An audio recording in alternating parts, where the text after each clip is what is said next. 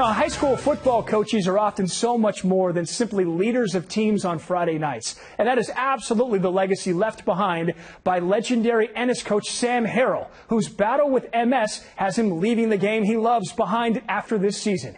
Keenan Willard has more in our Inside Story.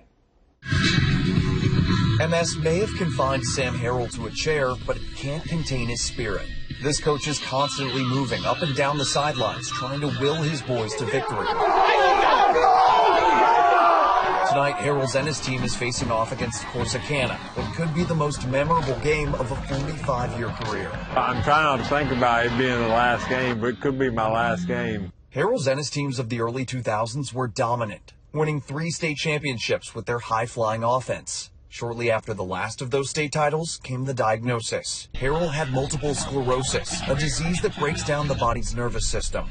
It came early back in 2005. I was diagnosed and I had to retire. Stepping away from football, his condition slowly worsened, eventually leaving Harrell unable to walk. He was fearing the worst. And then I started getting stem cells and got better. Harrell decided to travel to Panama for stem cell therapy, and he made a miraculous recovery. Over months, slowly winning back the ability to run and exercise, and return to coaching Ennis in 2018.